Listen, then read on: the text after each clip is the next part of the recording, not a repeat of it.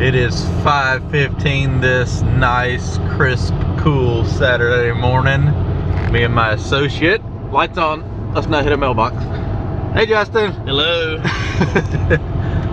So we are heading down to South Carolina. I had a guy message me about coming down and looking at a mess he's got at a sand pit.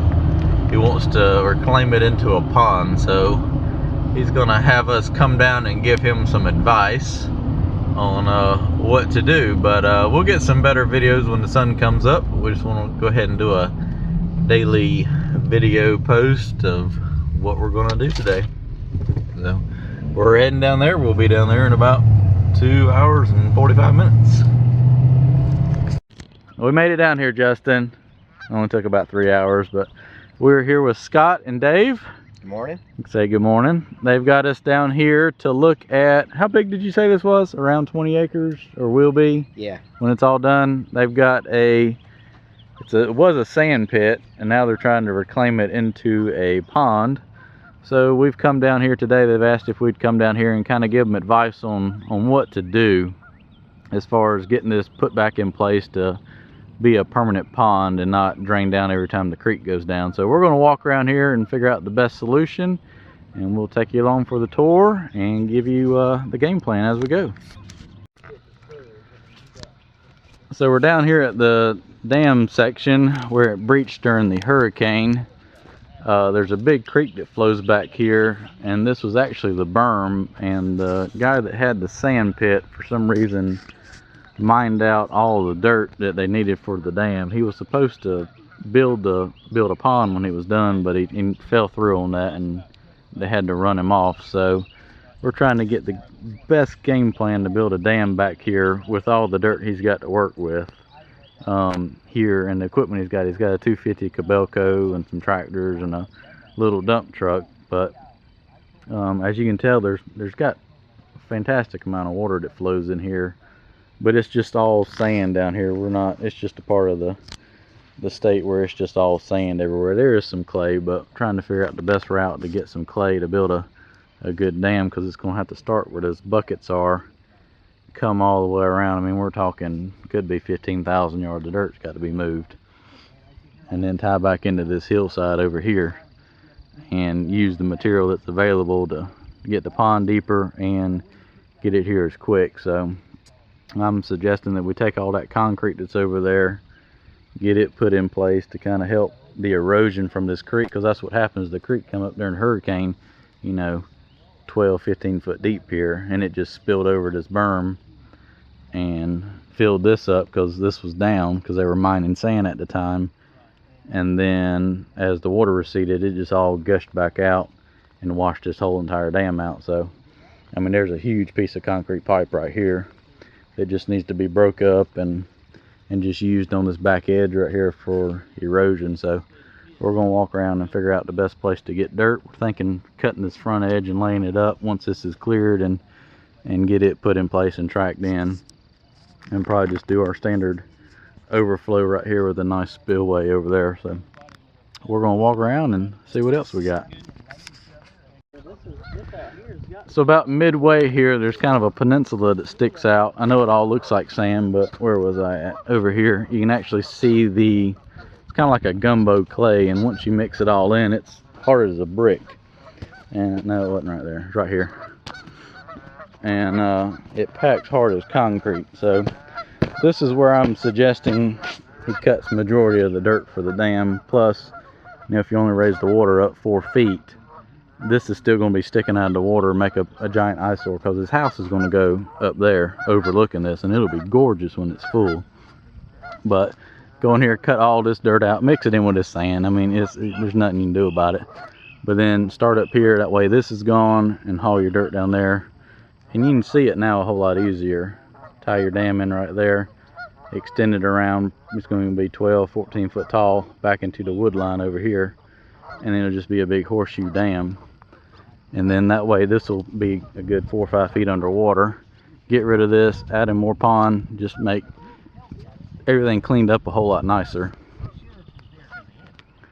And then we're going to go over there and assess what to do with that hillside to make it more manageable. Saying that you got everything now, you can't come back for anything else. You agree to that, like he got it on video. Because the guy snuck it. He came around the gate. One day I hear him machine running down here. He snuck because he couldn't. So right here on this side, we're kind of getting a game plan on what to do with this edge. There's kind of like the old ramp into the pit right here. We're going to use that to finish cutting that material out and then start working on the slope to kind of get it pulled back, and that'll give him several thousand yards that he can use for this half of the dam, just by where the old pit bank was, cutting that back, getting the slope on that where it can be maintained, and then taking all the dirt and using it for this is probably enough dirt to do half this side of the dam. Start right there, go to the center, and then get the rest from the other half, and that way you're not moving dirt all over the world. But seems like it'll be a pretty straightforward project. I just told him 5 times he's going to need a bigger dump truck. You hear that, Wendy? Oh, you got a good size excavator, just going to need a bigger dump truck. A lot of dirt to move, a lot of dirt, but it can be done. It can be done. Work on it here and there, and once you get to the center, it's going to be time to rock and roll. Then have to have all the dirt ready to go. Then point of no return once you start putting the pipe in, damming up water. You got to get it put in quick. So, all right, we're going to go check his excavator out while we're here, and hopefully we were somewhat beneficial coming down here. Oh, most definitely. We got our exercise at least, walking around here checking everything out. But it's one of these projects, unless you actually come down here and look at it, you can say all you want from pictures, but until you see it, it looks completely different from what I was expecting as far as what needs to be done. So, alrighty, well, let's go check the machine out. I put something a little too heavy on. There's his 250 Kobelco he's bought to kind of, well, not to help, it's going to do all the work out here as far as moving all the dirt, which is more than adequate for this work. And we just grease it up. He had a manual thumb put on it. It's not plumb for hydraulic, is it? No. I don't think so, no. So that was your best option for that. And we're going to start it up and go try it out and just kind of make sure everything's good to go on it for him.